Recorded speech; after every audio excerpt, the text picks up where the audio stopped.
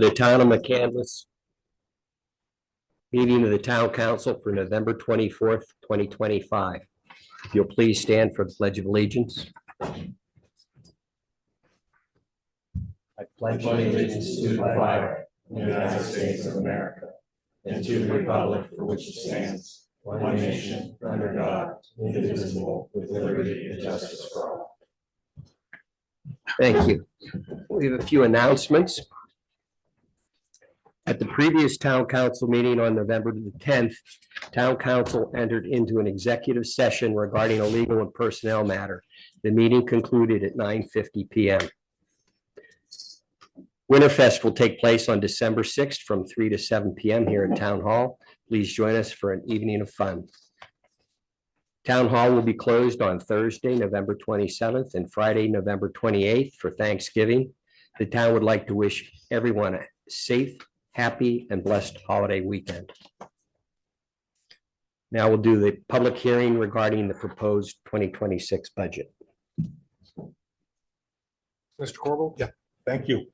At this time, we'll call to order the public hearing on the proposed 2026 Town of McCandless budget. Any members of the public that wish to make a comment can approach the podium, state your name and address, and away. Any takers? Any takers? Ms. Wright.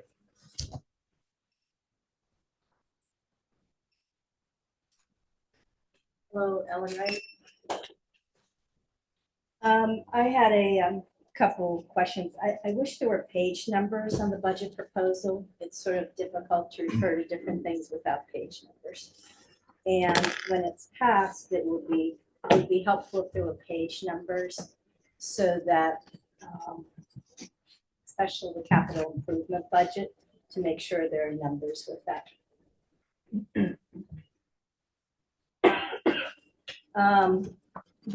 I was kind of disappointed last week that there weren't very many questions about the budget, because I understood Mr. Singer, just from the council members, I understood Mr. Singer to say that the budget had been presented individually to council members, and that this was kind of the opportunity for council to have questions during last council's meeting, and there weren't very many questions. I'm still searching for where the legal and engineering fees are in each of the budget numbers. So I'm looking here at town council budget 400. And then under other services, it says 310 professional services. Is that legal? Then I look at 406 citizen information, public safety, and 310 professional services. What does that incorporate? Is that the solicitor for the personnel board, the tax collection, professional services. I wish there was more information about why we're going to outsource the local. I know we already used Jordan for something, but maybe the real estate taxes, why that's being outsourced, a little more information about that. So let's see, now I'm going to look at 402 financial administration, and is there professional services listed there? Is that the auditor? It's not very clear what professional services. Professional services, line 310, and I'm not sure what that refers to. And somewhere there was talking about the engineering fees, and I'm not sure where I would look to find those. Are they under professional services, under public works? So I'm not sure where those are. Okay, so that's it. Thank you very much. Thank you. Any other takers? Seeing none, any additions from council? There's no changes from the last time that we spoke. Is that correct? I had none. Any changes for you? No. Trish? Done? then I'm good. Well, good. That's the case, then I will adjourn the public hearing on the 2026 proposed budget. Thank you, Mr. Corbel. Very well. Okay, now it's public comment on agenda items only. Ellen?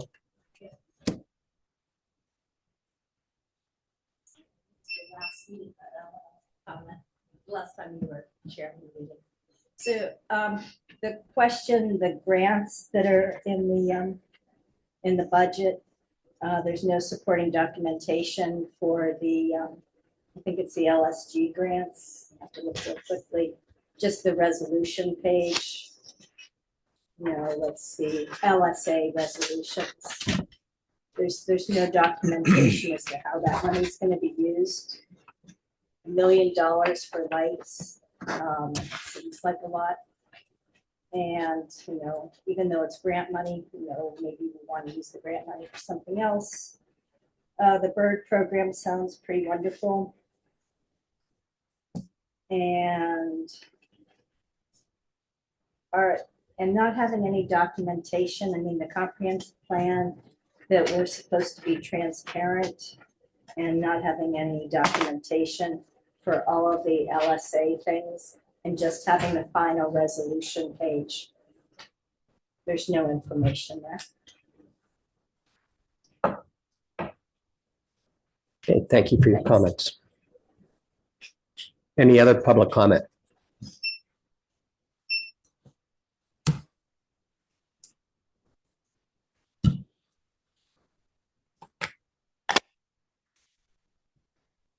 John Harrison, McCandless.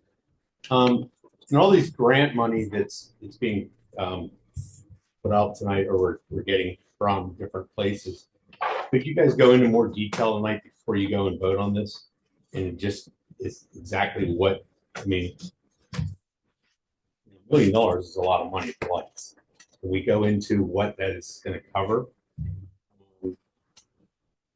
The dry storage for the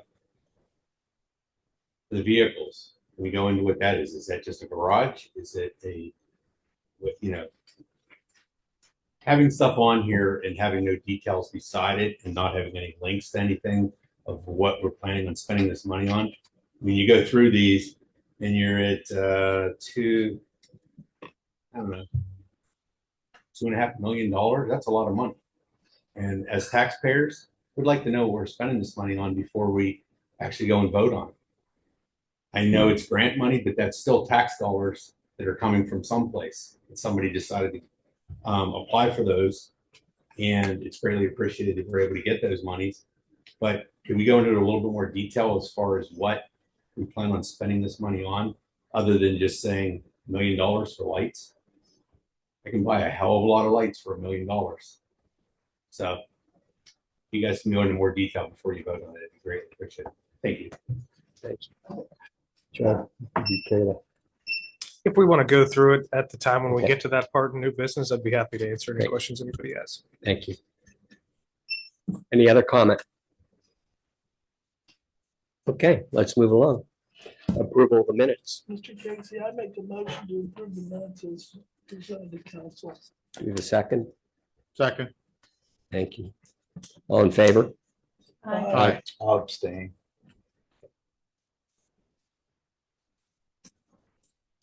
Administration and finance reports.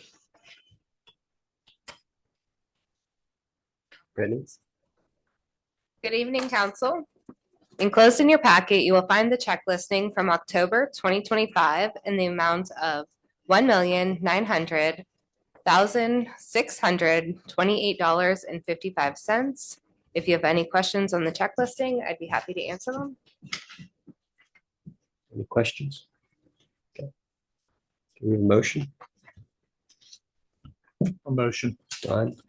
Motion Second. to approve the check listing number 10 dated October 1, 2025 to October 31, 2025, totaling $1,900,628.55 as submitted to each member of council and posted on the bulletin board and town website. Thank you, Don. Do we have a second? Second. Thank you. Ms. Clunin? All in favor? Aye.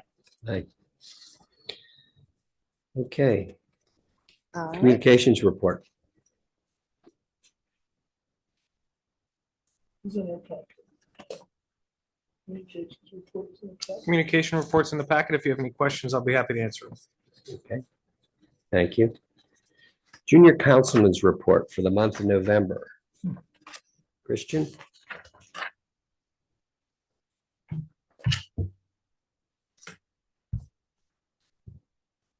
Good evening, council members. So for our November report, we'll start with the general happenings at North Allegheny. The NA Fall Musical, The Addams Family, had its shows November 5th through the 9th. They were really successful, packed seats. The lead role, Gomez, was played by my counterpart, Junior Councilman Perry. He did a really great job. We generated a lot of ticket sales for the North Allegheny Musical Organization, and we're looking forward to putting on Frozen for the spring musical. Oh, great. And it's not in here, but the North Allegheny Middle School Musical put on a production of Schoolhouse Rock, and my sister was the lead role in there. So that was Nice. pretty cool to see, like the musical on all levels of students at North Allegheny. North Allegheny Senior High School's Student Council held its canned food drive for the local community. We held monetary donations that could be given online and also physical donations with like the cans themselves. We collected a significant amount of money, $400, and we're grateful for all the community support from our students. And members of the National Honor Society so far have logged over 4,000 service hours in the school and around the community. And they remain ever ready to help the town with any events that they may want to have. At the last town council meeting, I talked about the spring career fair that happens at Nash every single year, where they bring up students from NAI and students at Nash to walk around and look at different schools and also different career opportunities. And I talked about how the town could get its emergency services to have booths there. I reached out to the administration at Nash, and they recommend that if the town is interested in getting booths for, I think sometimes there's a booth for the fire department there, but maybe for EMS and the police department, that they get in contact with Mrs. Bylowski, and her email is attached in the junior councilman report. I'll take that on. Yeah, so that'll be a good way to get students aware of how they can get involved in those kind of careers locally. The October Northland Library Executive Report indicating that the organization is struggling to fill a lot of vacant positions. I know a lot of students who are looking for part-time jobs, and I don't know what the library's policy is regarding employing minors, but I think there are plenty of students who, especially at NAI, who are a walking distance away from the library, who'd be like more than willing to fill those positions. So even if we get into contact with the admin at NAI, we can start the process of advertising those positions to students who are looking for temporary employment. From the October Public Works report, it's clear that the town is hard at work to keep the community in the best condition possible. I know a lot of students are wondering, they're seeing reports that this winter might be colder than usual in the Ohio Valley just because of how the forecast is turning out for the general winter in the months to come. And I'm sure they'd like to know like what steps the town is taking to kind of prepare for those cold weather conditions before they hit, being preparatory rather than reactionary.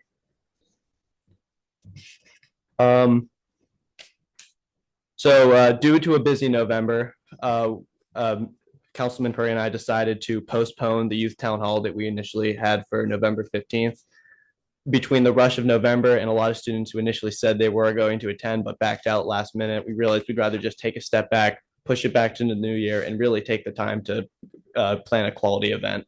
So we're looking forward to picking a new date and hopefully in the first month of the new year and working with the town to really make this event happen properly. Mr. Giorgetti and I had spoken, and we're looking forward to it as well. Yeah, absolutely. So we're going to try and reach out to as many town council members as possible to pick a best date that works for as many people as possible to make this event happen. And I began gathering subscriptions for my planned newsletter targeted towards teens that would keep them updated on local events and the happenings of their local government. But after reaching out to the town, we decided that due to branding concerns with something with the town's name on it, we're actually going to run it through the town, similar to the McMail newsletter service. So I'm in contact with the public information officer, and we're kind of resetting everything to make it run in like a more legally safe way. So that's all we have, and we thank everyone for their time. Thank you, Mr. Sprandia. Yeah, of course. Thank you. Okay, next, liaison reports. The McCandless Industrial Development Authority, Mr. Arlo. MIDA, there was no meeting this past month. We do have 2 interviews tomorrow for an open seat. Good. Will be conducted. Thank you. North Hills Council of Governments, Mr. Singer. The stuff's in the packet and it's backup. Basically, it's more or less the budget for the upcoming year for the council of governments, Including salt. including Salt. salt. That's when we're ready with the salt. Public comment on administration and finance? No comment. Planning and zoning reports. Planning Director's report for the month of November 2025. Thank you, Jack. For the director's report, we had 2 items on our planning commission agenda. The first item was the application for mortgage subdivision of the Blazer Drive subdivision plan number 5, amendment number 7. And the second item being on the agenda being the application for lot line revision, Krebs lot line revision, lot 1209P087. Both of these items were in the planning commission agenda. They both were recommended approval by the planning commission with a unanimous vote, and they'll both be on the agenda for tonight. Happy to answer any questions regarding those applications. On the zoning hearing board, there was 3 appeals for the upcoming zoning hearing board meeting in December: 2049, 2050, 2051. The first being an application to request renewal of an unlisted temporary use for vehicle storage during the Pine Creek flooding season at 10401 Perry Highway, Wexford, PA. The second being an application requesting relief for a subdivision of 10521 Country Lane. They're looking for a relief from the front and side yard setbacks to allow for the construction of a single-family home. And the last being a request of appeal of the zoning officer's decision in order to allow for the construction of an on-premise digital sign the MN district. That concludes my director's report. Happy to answer any questions related to the items on the agenda or the zoning hearing board agenda. I have a question for you. Regarding the Krebs lot line, it seemed like the county had a lot of bullet points that needed addressed. Have they all been addressed? Yeah, so when the application was originally submitted, the application actually was tabled. So the original review letter that was received from the county was prior to any updates that were made from the engineer. All the comments have been addressed by the town engineer and the county engineer for that application. Okay, thank you. Okay, any other questions? A comment on the zoning hearing board items. We include the upcoming agenda in your packet so that council can discuss if they want to take a position on any of the appeals. Typically, the town takes no position and allows the zoning hearing board to proceed as they will. One that I'd like to draw your attention to, though, is this request for the renewal of an unlisted temporary use for vehicle storage. This was granted earlier in the season for the allowing to move vehicles essentially out of the Rave Cinema parking lot and up to higher ground in the case of flooding situations. I'm not sure that that's actually what it was used for. We had a couple rains this year and we did not see the cars move up there. The cars that are there appear to be status quo for the most part, and I think that we should give careful thought to whether or not this open-ended renewal should be granted for that property. Keep in mind that applicant or the person who owns that property has an approved land development plan for construction of a dealership with a parking lot. They have received all the approvals they needed from us. They also have received that final piece of land from the vacant property recovery program. So there should be no reason why they can't proceed if they'd like to. So I think council should consider if we'd like to take a position in favor of or against that variance. And the staff's recommendation honestly would be to not renew the variance. I had a question. So their application, one of the questions is, has another variance been granted for this property? And the check mark was no. Is that a correct answer? No, a variance has been granted That's for what that I thought. property. Okay. And this is where the race is. No, this is for the property on 19 where the proposed EV dealership for Schultz Ford was. Flats. Yes. Okay, well, I'm with you. I don't think. The best way that I can put it for myself is, you have people come in here with a head of steam, and they were gonna build a building, and they went through all these gyrations, and now we're not doing it. Well, okay, you gave them one variance that was supposed to last, Trish, was it 3 months or 4 months? No, it was granted in March. It was allowed to go until the end of October Okay. so because that's the 6 season months. they said was the flooding season that they were concerned they'd have to move the cars Okay. out of the floodplain. Forgive me, but there are at least 300 cars down there right now. Yeah, you're right. Okay. He's not talking about down there. He's talking up at the Toma I understand. location. The variances But for what the, I'm saying is, To the move the variance cars. is to move the cars up there from. In the down there. event there's going to be a flood. And I don't agree with it. You're gonna build a building and store them up there, build a building and store them up there. Well, We were concerned with the open-ended nature of this renewal of the temporary vehicle storage, and that's going to set a precedent that it would just be able to be continued as that use. So if you let them do it for that long, isn't it implied that you haven't approved it? Well, their variance period is ended, so this is the time that they need to, the zoning hearing board has to take another action. Okay. So the question is, if council wants to take a position, you can, and you can direct the planning director. We do in the past. Well, given the nature of the council right now, I think that should be answered by the new council in January. This is going to be at the December 17th meeting. Well, then we have to, then I will defer to you. Essentially, I think that we need to take a stand against this. You know, the tail can't wag the dog. Okay. And remember, if council takes a position, the zoning hearing board still has the power as a quasi judicial body to make their own decision. You're just letting them know how you feel about it ahead of time. Well, I don't know how anybody else feels, but I think everybody knows how I feel. I do not want to grant the variance. I mean, it's the reason that they've not moved the cars because we just haven't had sufficient flooding to cause them to move the cars. that's how I understand it. I don't know. I mean, we've had flooding in that area Yeah, before. but before, that's before we cleaned out our stormwater areas. And, we had some of the highest levels of downpours in May before we had a drought. And nobody had to move anything. can't move it during the storm.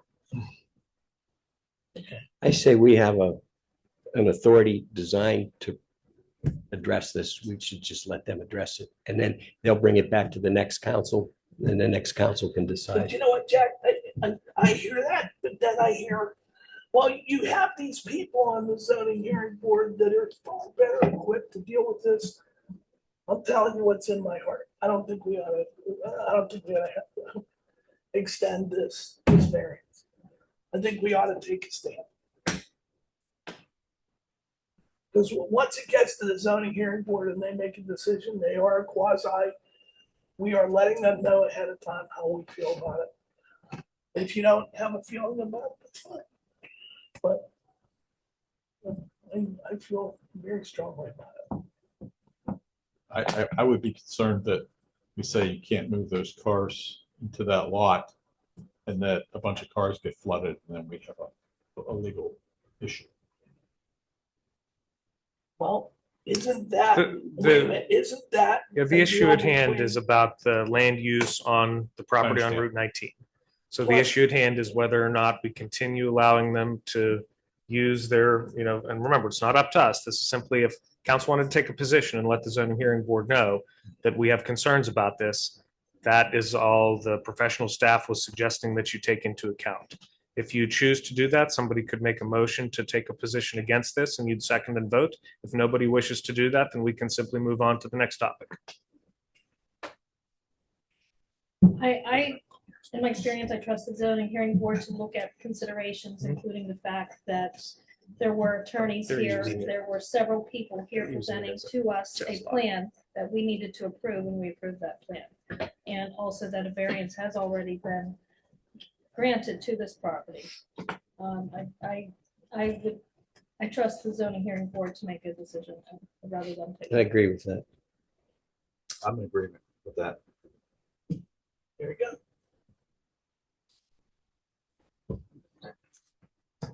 Move on.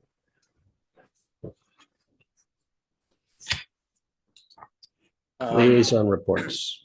And Matt, under his planning director's report, also Jack had a presentation he wanted to make about Okay. zoning and future Saldo code updates. Sorry, I missed that. Thank you, Jack.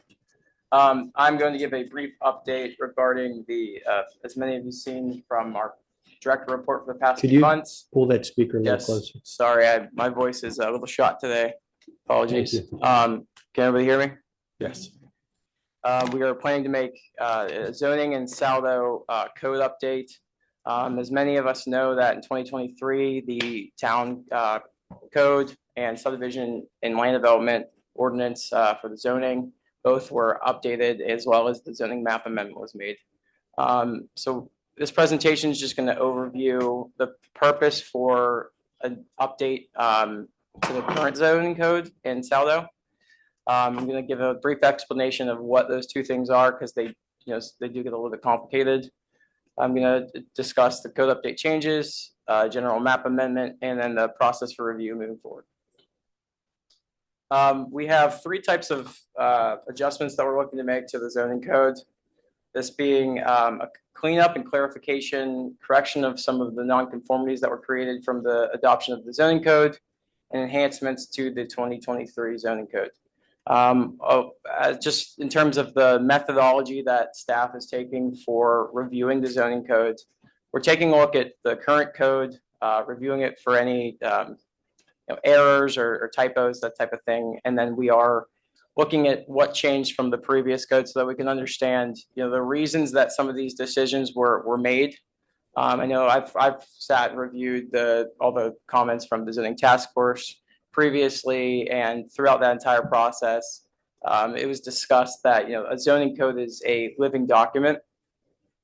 So generally speaking, what zoning is essentially your what and where in zoning, or in your land development. So it tells you how land and buildings can be used and developed within the municipality. This includes things like setbacks, building height, lot size, impervious cover, signage, parking, density requirements. And what the purpose is to promote, protect the public health, safety, and welfare. The other side is the subdivision and land development ordinance, which kind of plays hand in hand with zoning. This is more of the how when it comes to development. So how your land's divided and improved and prepared. This includes utilities, your requirements for construction of roads, your stormwater management, your sidewalk construction, all the requirements for, and then this gets in everything from grading to what the materials they're made of. So you have your engineering side, which is more of your subdivision and land development, and your zoning, which is the form and the types of uses that can occur on properties. And I just wanted to kind of go over that. So we had an understanding of kind of what we've been reviewing and what we're going to look at proposing updates. So generally speaking, in terms of the code cleanup, this is, there's some grammatical errors and formatting and organizational adjustments that we're going to propose.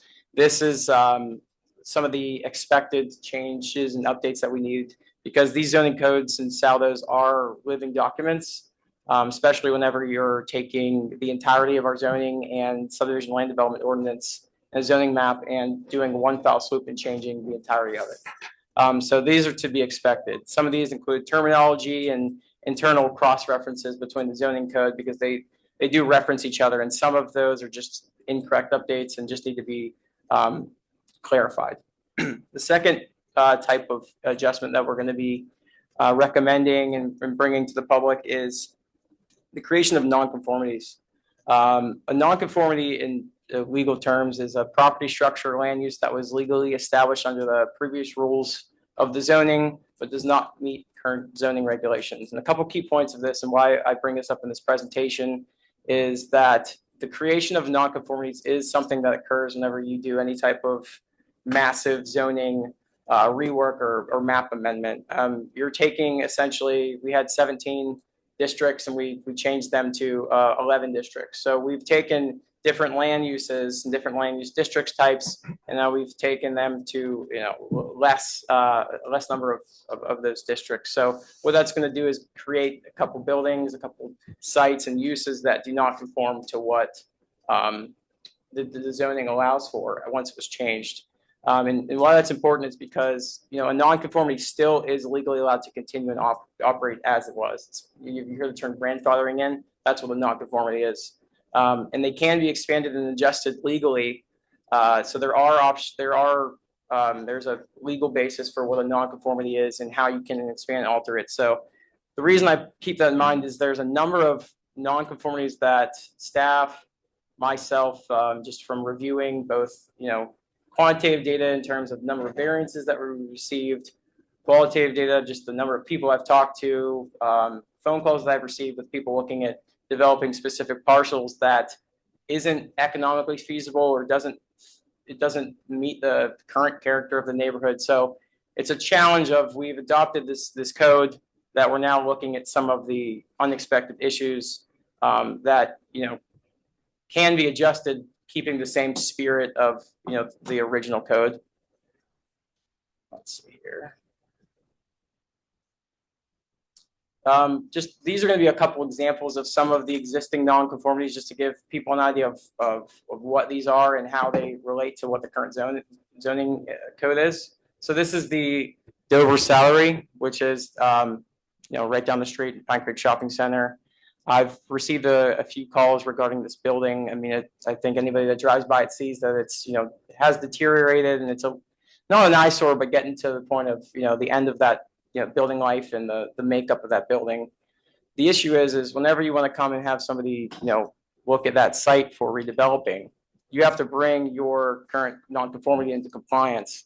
And in the town center zoning district that this is sitting in, this requires a minimum of a 3-story building with a maximum of a 5-story building. So for someone to even do anything with this property, they would have to be within 5 to 10 feet of the street that you can see on the left side of that page or of the picture, and also have a 3 to 6-story building. So it's just a couple of the elements of our 1302 and 1303 of our zoning code, which is our zoning districts and our zoning uses. It's causing difficulties for specific properties and certain properties that we've identified and are identifying to actually develop. And the fear that I have and what I can see happening is if we don't make any of these adjustments, or at least talk about these adjustments and figure out a solution, there's going to be missed opportunities for development in this municipality. And what that's going to cause is, the mom and pop shop or whatever type of business that wants to come in and develop, they're facing extra challenges to what our code allows. And what that does, it puts a burden on someone that's coming in to apply for any type of land development, because now they have to go in front of a variance. We have a complicated zoning code in Saldo that needs to be updated, and so we have a quasi judicial board like we just talked about with the zoning hearing board, who has to make these impactful decisions. And if every time we're getting more and more variance requests and they're looking at the ambiguity of the code and some of these decisions and trying to find a compromise, you get to the point where a variance really you have to prove a hardship in a variance for a legal term. So just keeping that in mind in terms of why some of these nonconformities exist. And what that does is now anytime there's a nonconformity, if they want to come and do some type of development or adjustment to their property, it adds an extra step for them to come in when now we have the zoning hearing board making some of these decisions, opposed to getting it in front of a planning commission and doing the municipality's planning code process, the public approval process, the way that it was designed. Another example is this is Newhart Boulevard. There was a variance request, I believe, last month or 2 months ago for a dentistry office to be on in this property. This is located in the neighborhood center MN district. That district has requirements that require the buildings to be close to the street with sidewalks. It's not very conducive to this property. A variance was requested. And one of the examples that the applicant used was what you can see here. And I realize that it's very small. But if you kind of look at I'll kind of point here. The bottom portion of this property, you can see where the road is. There's essentially, to come into compliance, they would have to be within 10 feet of each of the sides of this property.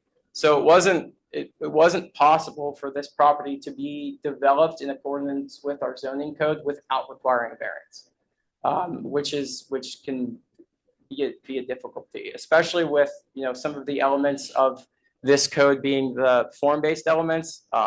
Typically, whenever you take a traditional zoning code and implement some of the form-based design requirements and like new age ideas for some of these properties, you get properties like this that become unable to be developed, so they have to require a variance. So you're making a property owner go in front of the zoning hearing board. You're adding a month of their time. They have to, basically it negates people from wanting to develop in McCandless, and it starts to push some of these different business owners that could come in and want to apply. Fortunately for this property, they were able to find a solution and request with the zoning hearing board a variance to actually be further away from the street. That's the variance they were granted, was to be further away from the street and further away from the neighboring residential property.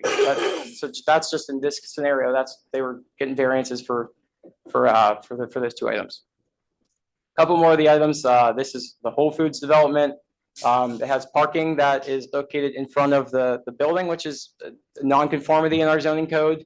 And the building is actually not located close enough to the street. So there's the entirety of this development is now nonconforming. And so anytime they would want to come in and do some type of expansion or alteration or form adjustment that wasn't a total tear it down and redo something new, they would have to come in and get some type of variance request. This is on Perry Highway. Similar type of thing. The buildings are too far away from the street, and the parking is not in compliance. This is the final example that I have. This is in the MN district along West Ingomar Road. There are a number of gas stations that are none of the gas stations or the signs that you see in this picture are conforming to our code. So anybody that wants to do anything in these properties has to meet our current zoning code. I've probably talked to over a dozen different individuals that are looking at the Ingomar gas station, looking to redevelop that property, and I've never heard back from them because I described to them what they would have to do to bring that property into compliance, and it's not conducive to the development that could occur. And this is a district that is meant for. It's a neighborhood center district. So the purpose of that district is to have small businesses and not have, a big business come in and purchase all these properties and develop, what is wanted in this district, which would be, sidewalks along the street, a form that would look great, like you would drive down, somewhere in Mount Lebanon and you see sidewalks and buildings close. But the issue is we have the zoning code doesn't have any. It doesn't really pinpoint the issues with these nonconformities. So it's going to be a challenge for some of these property owners if we don't at least take a comprehensive look at what changed and why it changed, and look and see if there's solutions that can bolster our comprehensive plan and also keep the ideas and concepts that were implemented in this this massive zoning change that has a lot of very, very good elements in it. So that's kind of, I just wanted to show these examples because these are the type of issues that we deal with as staff, and it just puts a lot of time and effort in our time and how we have to explain these topics and ideas and really relay them to the public. And I mean, I've even seen, just as a anecdote for myself, I mean, I've even seen our current zoning code, some of the some of the different codes in there have confused our zoning hearing board to the point where like we had to go through clarification and discussion with like myself, other professional planners, our attorneys. So it can get very complicated whenever you're talking about some of these ideas. Just to kind of keep going on, we have our final type of adjustment that we're making, and these are just what I'm calling enhancements. These are things that were in the zoning code currently that we're looking to update. So we've had a number of fence variances, and I think it's pretty apparent through a lot of the meeting minutes that there is a need to adjust our front yard fence requirement. I would say that a majority of the people that are looking to purchase fences are even saying that trying to buy a 3-foot fence opposed to a 4-foot fence is even more difficult. So I think it's reasonable to have a 4-foot and 50% opacity for fences in the front yard. It's also pretty consistent with neighboring municipalities and general zoning regulations for fences within Pennsylvania. The second is our impervious coverage. That was added to the zoning code. It's in every single district, and we're looking at we're relating some of the current impervious surface allotment for each property, and we're looking to do a 5 to 10% decrease across majority of the zoning districts. And this is just to kind of, our comprehensive plan and our council and staff have done a really good job of putting McCandless forward when it comes to stormwater and green space preservation. And I think that having a decrease in the amount of actual impervious that we allow will, as we have more development and redevelopment, will, force some of these developers to have a, green-minded, building proposal whenever they're coming in, because they won't be able to just have as much pavement. So you'll have less, less parking lots, pretty much, is what that would. This is where that would have its meat. The final enhancement we're discussing is adopting a formal defined use for data centers. Data centers are something that have come up in, you've probably seen it on the news, or I've seen it in some of the planning documents I've read. It's just a use that, you'll have something like Amazon web servers come in, and they can be very detrimental to the amount of energy that's used, and it's taking an environmental aspect. So we're going to look at getting ahead of that before we get a large data center that could want to come into McCandless, and we don't have a use that necessarily defines that specifically. As we continue down our zoning code, we have our section 1305, which is signs. One of the amendments that we're proposing is to our sign code to address the current need for regulations to our off-premise digital display signs, which is essentially the word for billboards in our code. And what that is going to propose is limiting these signs to specific districts. So, I think that a lot of people do not want McCandless to become a drive-through. You drive down the street and there's 45 billboards. So the zoning code does address billboards, but we just want to clean up our standards so that we can, pinpoint where these billboards are going to be, and make sure that we, we're like, one of the recommendations that we're making is that they're only permitted in the MC corridor districts and along McKnight Road. And they have to be 400 feet away from a residential zoning district. And what this does is it's going to protect property owners and residents who, they come in McCandless, they purchase a home. And if you want to ask me what could change the character of a home, would be a big billboard that would light up the night right near your residential. So what this is going to do is very much protect residents from that type of nuisance, while also making sure that they're, the town's legally protected with being able to have this type of use somewhere so that it's not exclusionary. And that's just to include that there are additional regulations that are currently in the code that would still stand. That is, if you would have, one of these signs, that you could only have one sign per lot, and that if there was a billboard along McKnight Road, it'd have to be 1,000 feet away from the next one. So I think that, with this proposition, this could really help enhance, our zoning code to make sure that we're keeping on track with our comprehensive plan and the wants and needs of our residents. Lastly, as I mentioned a few times tonight, there were map amendments that were made in the previous zoning code and Saldo amendment. We're going to look at some of those map amendments because as I've gone through, I've identified a few what I believe to be errors in that code. There's a few properties that are zoned residential or commercial that doesn't seem that they were intentionally meant to do that. So we're gonna take a look at some of those properties and identify them and see and make sure that any of those anything that doesn't really match with what our comprehensive plan put forth and what the zoning amendment originally put forth. We're going to make sure we find any of those adjustments so that we don't get a zoning use that gets presented that isn't supposed to be where it's supposed to be. And to be honest with you, whenever you're doing something as big as a project like this, there's going to be errors that happen. And so now it's our job to kind of take a look at some of those errors and fix them. As for the adoption and review process, we're going to kind of do this in a two-phase step. As I've gone through in my 6 months with the municipality, I've spent time reviewing our code. I've spent time talking with John, and we've kind of come to the conclusion that we want to make sure that if we're going to make an amendment that's going to have some changes that are more than just cleaning up what was previously done, and just those text amendments and those terminology adjustments, that we want to make sure that we have time to get information in front of the public for public comment, and have a place where individuals are able to come and look at what is proposed, what the adjustments are, and voice their opinions and ideas. Because the zoning in SALA does regulate the form of what this municipality is.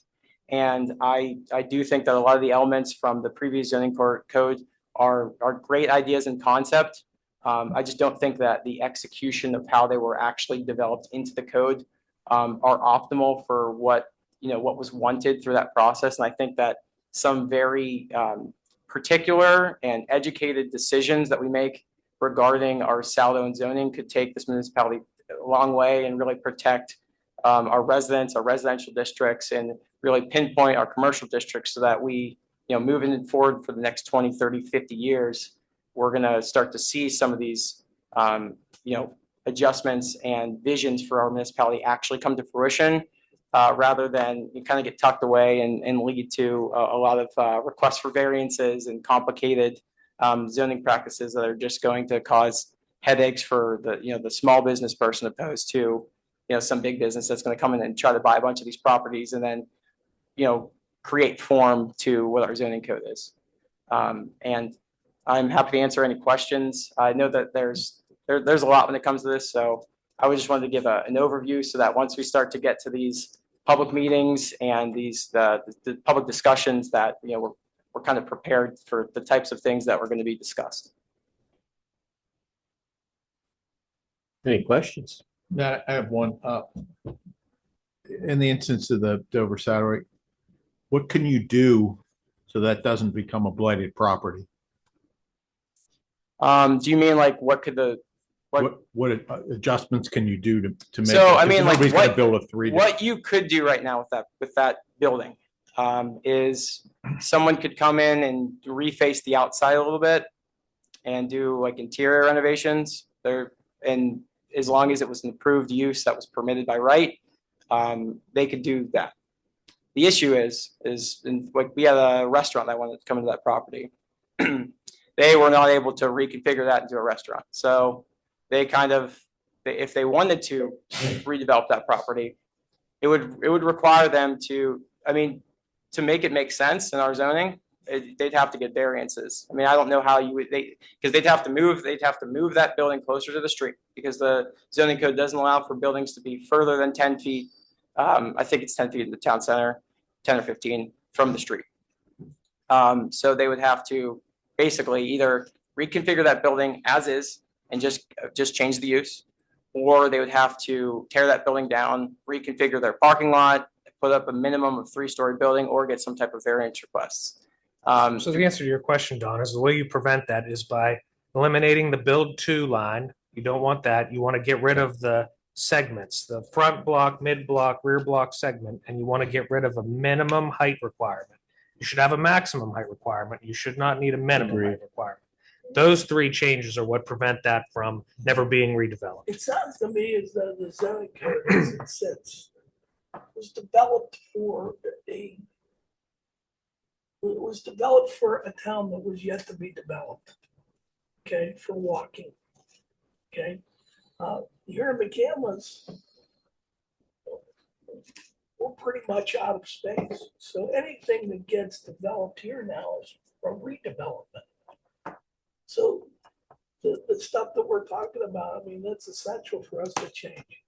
Yeah, and I'll just add too, I have done some like digging into professional articles and research regarding, you know, the traditional zoning versus form-based zoning, which is kind of elements of a lot of zoning codes in Pennsylvania have adopted some type of form-based code. And what that form-based is essentially if you think, you know, if you're walking down the street, every building looks the same, it has the same feel. And what all the conclusion is, you know, when it comes to pen and paper, a form-based code, there's a lot of reasons that it makes sense. I mean, I think that like personally, like West Inglemoor Road being the way it is, it makes sense there to have that be redeveloped into a walkable neighborhood. But comparing that to, you know, Perry Highway having the same zoning regulations as Duncan Manor, you've now that's what our code is. So it's so there's difficulties, and whenever you have form-based zoning codes, and in the past that is a negative of adding form-based code. Typically, if we had a blank slate and we could create streets the way we wanted streets and have it be formed, there wouldn't be these headaches. But having buildings that don't even match the zoning setbacks I think that we did in the last 2 weeks, we were looking at Perry Highway and just looking at some of the nonconformities. And we were really looking at it from an overview. And it's close to like 60 or 70% of the properties either are non-conforming to the use, the actual uses that are allowed there, or to like where the buildings are. And that's 70% of just one strip of like 40 properties. And we just looked at one corridor to see how difficult it would be. So I think that just to kind of talk about the zoning in general, there are a lot of very good elements to the zoning. It was not, there's a few key negatives that can be rectified that will solve this without blowing this whole zoning code up again. Like for example, I talked mostly about the zoning code. Our Saldo is pretty well written. There's a few small things that need to be adjusted, but the way that the Saldo is written is pretty conducive to like majority of the municipalities I've researched and I've worked in. It's just some of the zoning elements where if we could have a vision, we put them into our zoning code, where sometimes, you know, that isn't the best way moving forward, because now we are putting a burden on property owners. So no, what you're telling us is you have a lot of work to do. I have a lot of work to do. That's all right. And he's done a lot of work to get to That's this why I'm point. here, Joe. Once it's done, you know, there's always going to be something to do. It's always something. Thank you. Matt, Thank that you. is truly one of the best presentations I've seen in the last 4 years. It was well thought out and well presented. Thank you. I appreciate that. Thank you very much, Jack. Yeah, I appreciate the examples. I mean, that just brings to light everything, really. Thank you. And one of the things I'll piggyback on with him here too, you saw in his last slide, he was going to split up how we were going to address these situations. So one was the immediate need, which is correct that sign code. Part two is take our time, work through the other details to work out these unintended consequences he talked about, nonconformities and, you know, cost prohibitive to small business, et cetera. That sign code is important to pay attention to. And I'll tell you what our timeline looks like for that this year and the two reasons why. At our December 15th meeting, I intend to show you a draft ordinance that I'd like you to allow me to advertise for adoption. That ordinance is going to clean up the off-premise sign situations that Matt just talked about. Okay. Prior to that, and you know, concurrently, I'm going to tie this all together for you. If you've paid attention to our zoning hearing board agendas for the last 9 months, we have had continuances granted to us from the applicant who wanted to develop 2 billboard locations very near residential districts that would currently I would have to say that they would 99% have to be granted. They have a very good legal case to be able to have those billboards in those locations, but they're not in the best interest of the residents nearby, and it's not in the best interest of the town. That's those same two applications are presented by the same parent company who currently has two appeals at Allegheny County Common Pleas Court against our zoning hearing board for them denying billboard location along McKnight Road.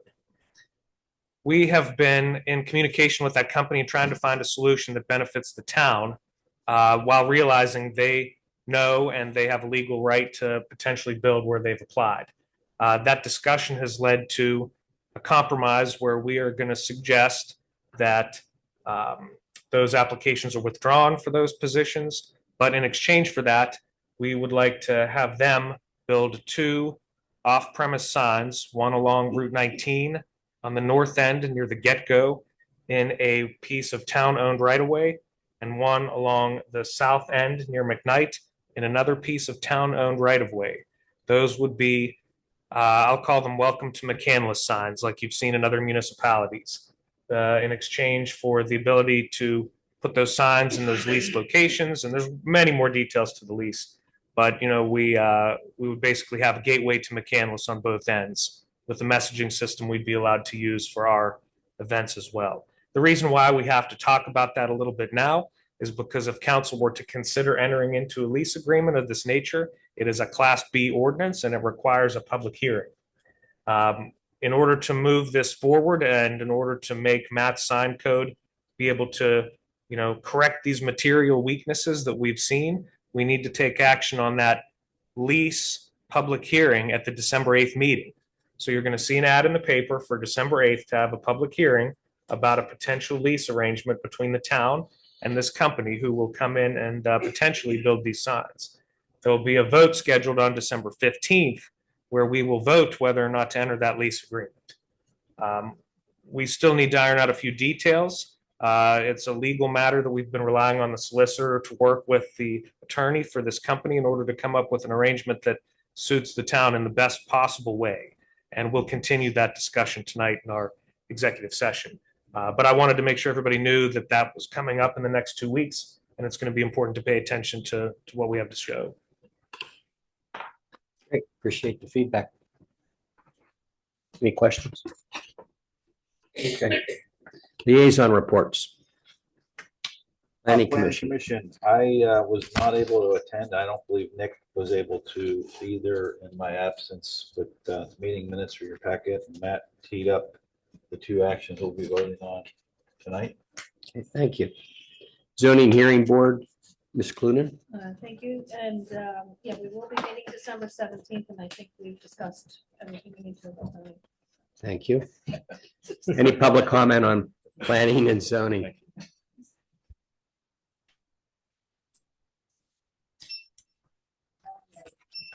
Nice presentation too.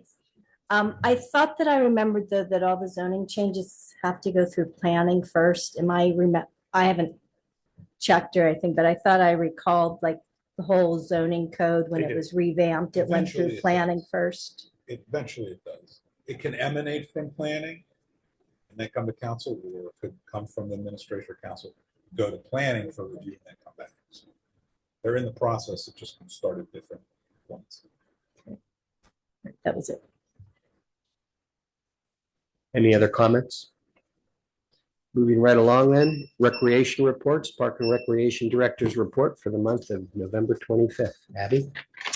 Good evening, everybody. I just wanted to give you a couple Winterfest highlights. Winterfest, as you know, is on Saturday, December 6th. This year, we're starting an hour early. We're starting at 3 o'clock and we will go till 7 o'clock. We're planning to set off the fireworks around 6:45, so it'll be plenty dark by then. We're bringing back lots of favorites and adding some new stuff in this year. We've got s'mores and a bonfire, food trucks, gingerbread house competition. So be sure to drop off your entries next week. We're doing the Name the Snowplow contest. Anna and Elsa will be present. Santa arrives on a fire truck at 3 o'clock. We've got the igloo photo booth, the train and bouncy houses for kids. We've got vendor tables and we'll be doing a collection for the North Hills Community Outreach again. The list of their most wanted items is on our website, as well as the police department is collecting unwrapped toys for kids that evening as well. The ice carver will be back. We have a DJ, and as you can see outside, the Public Works has been hard at work decorating and putting up all of the lights. So hope to see you there. Great report. Thank you. Liaison reports. Finance Development and Promotional Committee for the Heritage and Cultural Center, Mr. Hart. We had a very successful gala, and the Heritage Center is moving on to 2026 with the help of the chairman and Abby. Have a full list of speakers and events for 2026. It'll be up on the calendar this year. Also, Santa will be coming to the HCC on December 13th, 14th, and 15th, or 12th, 13th, whatever, the Friday, Saturday, Sunday. I hope he's very rotund. Yes, he is. Oh, get here and then bring He it is. here. He is. So there'll be 3 days to get your picture with Santa, and the pictures are free. A picture with Santa, and be worth it just to see Santa, I think. Sure will. Even if you don't get your picture. Okay, Thank you. thanks, Don. Activities Advisory Ad Hoc Committee, Ms. Clunin. The ad hoc committee had no meeting, but with Abby's direction, we've been meeting with the McCandless 175 and Winterfest quite regularly. Excellent, thank you. Any public comments on recreation? Yeah, I just want to say what a great job you're doing, Abby. People seem to be excited about being out and about in the town again. So I'll second that. Town Manager's Report. Reports in your packet. A few highlights include the application and first round interview process for the assistant town manager position. First round interviews are complete. Second round interviews scheduled for the week of December 1st. We do have a sergeant promotional process in the works for our police department. And we should have personnel board meets tomorrow in order to certify the list of eligible candidates. And we should have an interview available for council at the December 8th meeting. A number of grant applications we have to discuss tonight, including the award of a generator and electrical upgrade bid for Town Hall. Compliments to our Public Works Department again on their leaf season. The fourth leaf truck has moved swiftly along. We did have a discussion internally and decided to announce, and we did it today on Facebook, and we'll do it through our other sources as well, to extend the leaf collection until December 5th.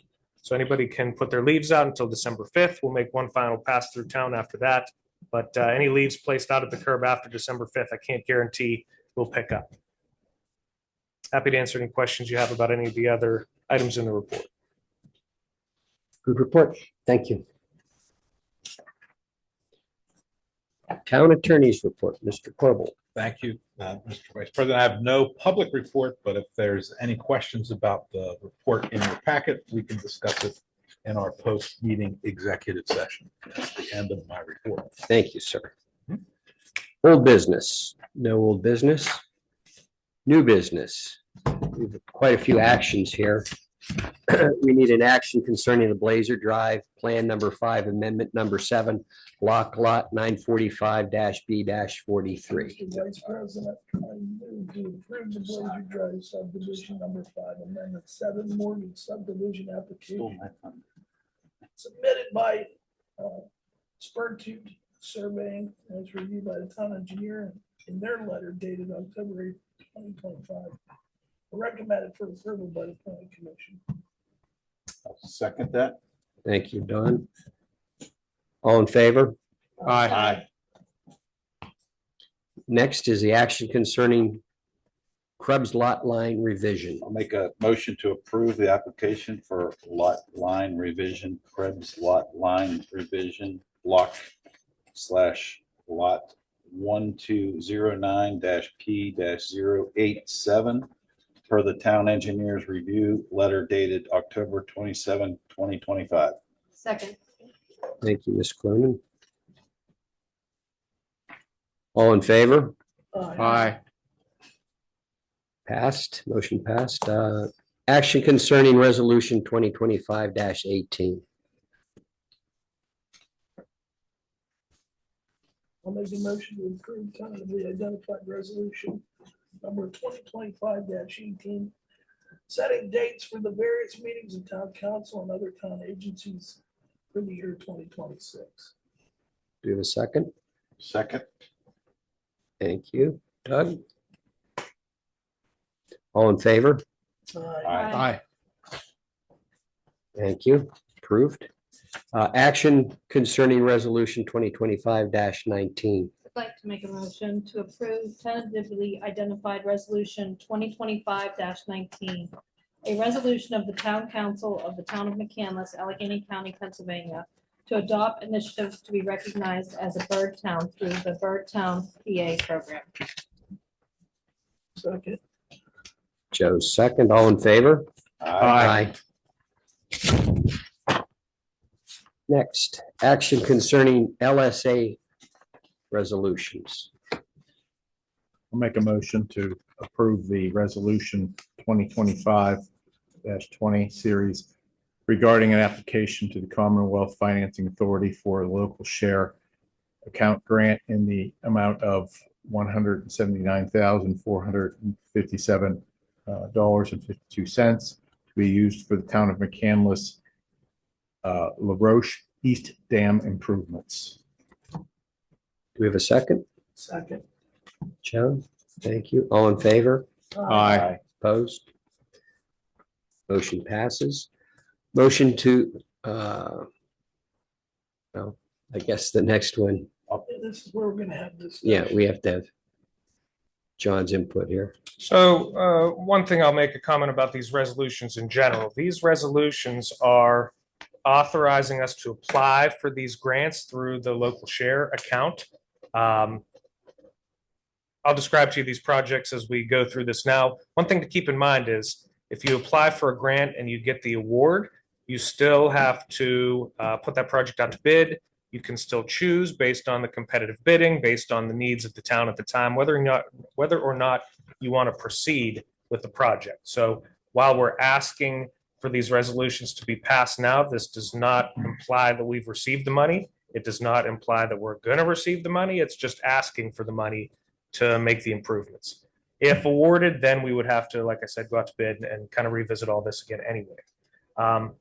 Resolution number 20 that you just discussed is necessary repairs to a dam.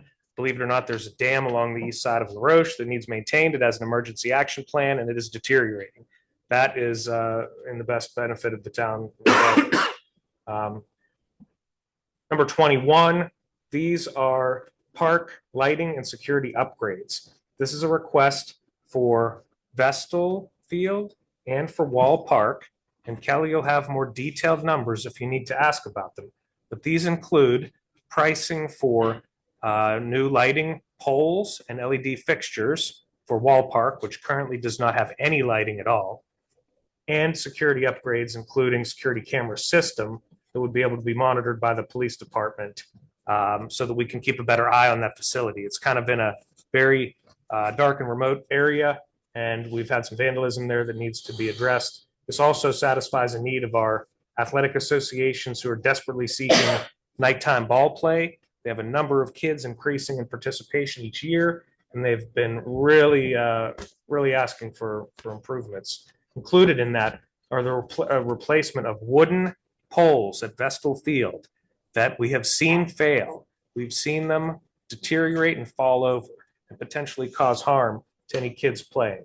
This would replace those with metal poles with LED lighting. It's all LED down lighting, which will reduce the impact on any of the neighboring properties and communities, and security upgrades as well, including camera systems. You know, it sounds like a lot. The total cost of this project is almost $1.3 million, a little north of $1.3 million.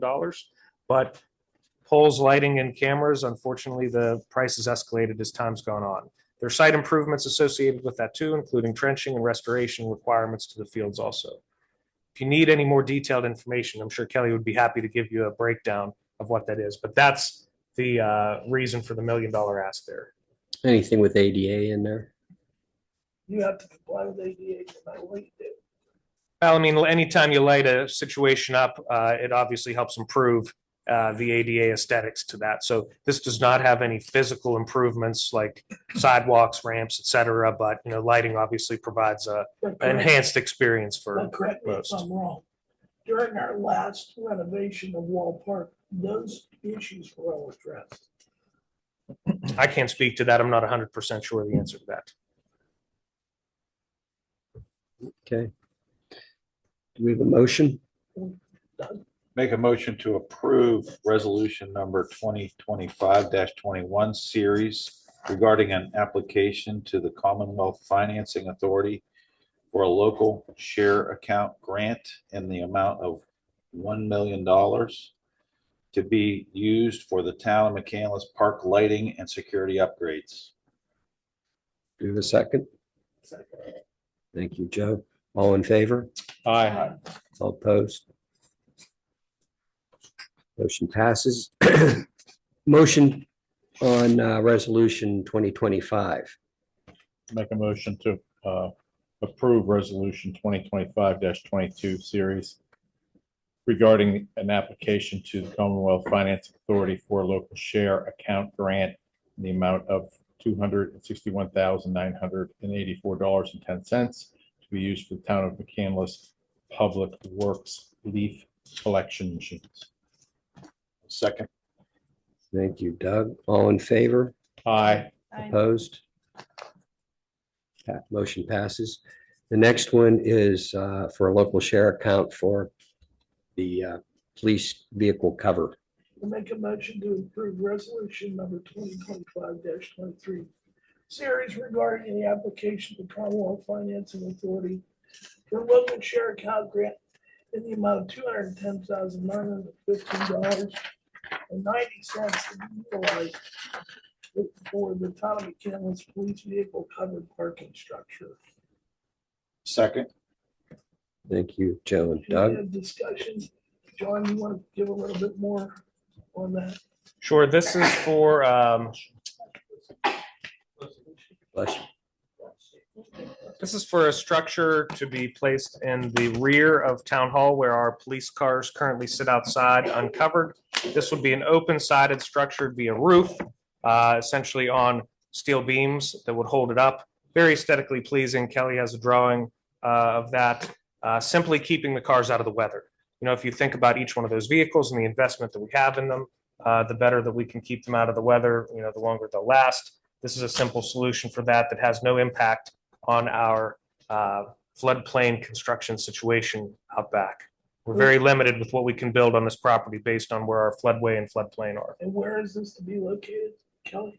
Directly above where the cars are sitting now. Outside the police entrance, there's like 13 spots that run parallel to the face of the building along that side. Okay, So it's just gonna be located over there, the cover along the way to the entrance. Like a slanted roof. Yeah, it'll be pitched one way towards the gutter, and that gutter will be connected down and into it. Currently sitting on that far side of the drive on. my question is how that impacts our community days and things of that nature that we have on there. If it doesn't. Well, the cars are already there. Oh, well, they do move them out. You're We'll right. just move the cars and put the We'll just just- the boots under it. I'm just asking. Yeah. Should be a good place. Prime Charge spots. twice as much rent for those spots. Yeah, I like that. I like the way you think. Yeah. Okay, can I have a vote? All in favor? Aye. Opposed? Motion passes. Next one is regarding a application for our Public Works dry storage I'll garage. make a motion, Mr. Casey, to approve resolution number 2025-24 series regarding an application to the Commonwealth Financing Authority for a local share account grant in the amount of $694,822.05 to be used for the town of McCandless Public Works dry storage garage. Second. Thank you, Doug. All in favor? Aye. Opposed? Motion passes. Little detail on that, because I know that had a question in the audience also. once again, a similar situation to the police vehicles. We have loaders, leaf trucks, $250,000 dump trucks that sit outside and weather unnecessarily due to the limited storage space we have in our garage. We have 10 dump trucks parked in an area that's probably suitable for about 5 safely. This building would be constructed along McCandless Drive, and it would allow for Public Works to rotate in-season vehicles in and out of there in order to keep them stored properly, and it'd create a more safe garage space for them. Thank you.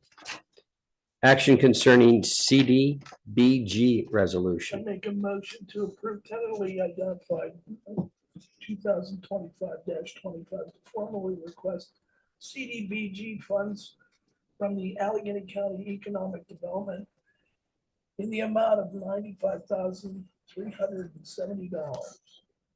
Second. Thank you, Joe and Doug. All in favor? Aye. Opposed? Motion carries. Action concerning the award of bid number 2025-EL01 generator project. I'll make a motion to award the base bid for the 2025-EL01 generator project to Westmoreland Electric Services LLC in the amount of $178,000.00. Second. Do this, Joe. All in favor? Aye. Opposed? Motion carries. Thank you. Action concerning the resignation of Mr. Hartman. Before we do that, Mr. Chairman, I just want to thank Matt for his time and his effort that he put onto the EAC, as does all of our volunteers. We have some here, but Irene. So, we have volunteers that put in an incredible amount of time here. But I don't want it to be lost. And publicly, I just wanted to thank Matt for his time. He's done an awesome job. Thank you. I'd like to make a motion accepting the resignation of Mr. Matt Hartman from the EAC, and just to add that he's always welcome back as well. Excellent. Second. All in favor? Aye. Opposed? Motion carries. Public non-agenda comments?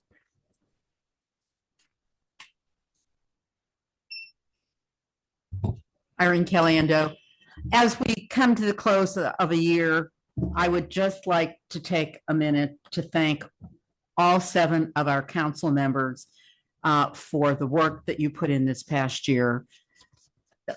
Everyone knows that I've disagreed with many of the decisions, and I've even disagreed with some of the processes for getting to that decision.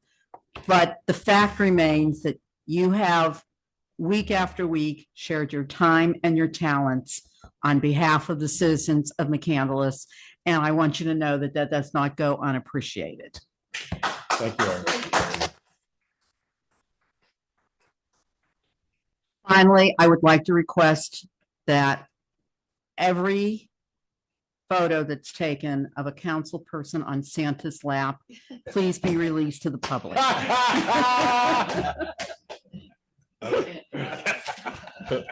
I won't be in one of those pictures. Thank you, Irene, and thank you for your service to our community. Okay, we're going to meet in a, okay, I'm sorry.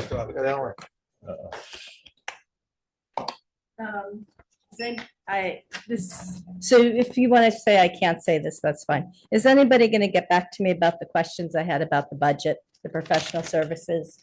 Who should I, is anybody going to get back to me about that? Professional services include all contracted services such as engineers, attorneys, actuaries, auditors. They're split in the budget. They are in the 310s. They're under professional services. However, they're split into each parent area where they're used. So under 410, police, 310, yes, that's where the personnel board solicitor would go.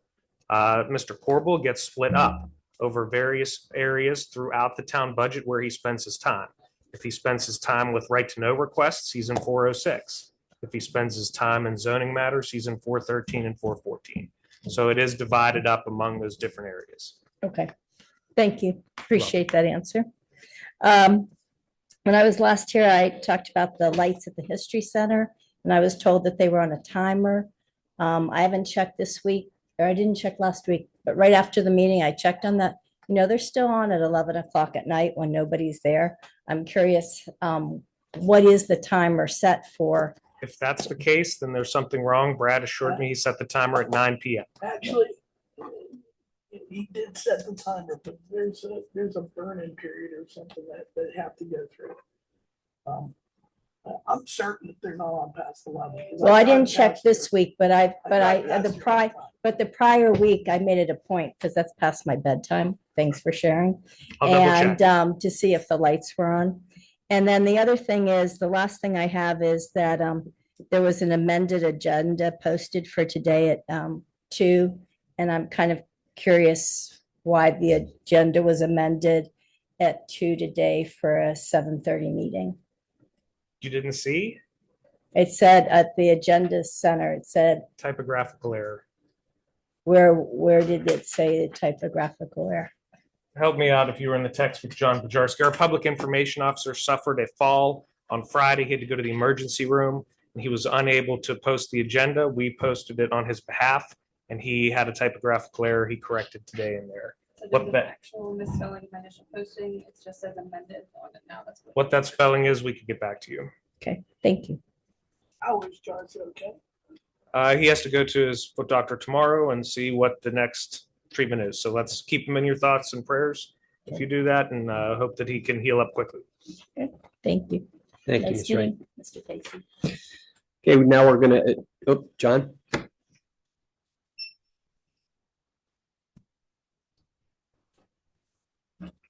To the council members, if this is your last meeting, it's been a pleasure.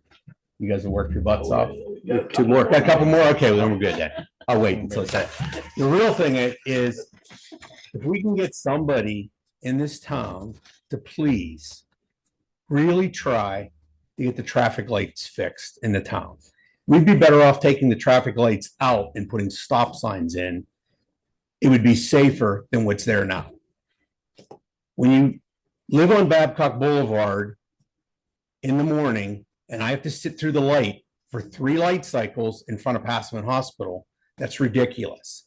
If I have to go and I make a right-hand turn onto Cumberland, going towards Lowe's, and you sit 4 cycles to get through that light to make a left-hand turn, that is ridiculous. We had a problem there this morning. And Pretty bad. and let me tell you, the number of accidents that are happening in these intersections because of it have to be going through the roof. There was 2 accidents on McKnight Road, which I know it's right on the line of McCandless Ross, but where Peoples dumps out onto McKnight. The lights need to be fixed. I have good news. They're all part of the 2022 Arley signal upgrade, which is currently in process. Okay, well, whatever So they're if you doing, see the white truck out with Yes. the trailer and the SCT bucket. I have. He messed a lot of things up today. Yes, he He's did. going back to repair them tomorrow. Because what he did over the weekend, what they screwed up Babcock something fierce. I was on there too, John. They'll be back to fix it, but those intersections are all part of those upgrades. Okay, because the thing is, it's also, we've got kids that are driving in the morning. Yeah. We've got They're the under- school buses, we got everything. They're in the works. What, they have an end date? That's supposed to be completed by the end of the year. The 6 new Green Light Go projects from 2 cycles ago will not be completed until probably June. Okay, can they fix the problems they created before they go and work on something else? Yes. Okay, that's all. Thanks, guys. Thank you, Thank John. you. Thank you. Okay, we're gonna meet in executive section, but can, They come in to adjourn. thank you. Second. Everybody have a great Thanksgiving.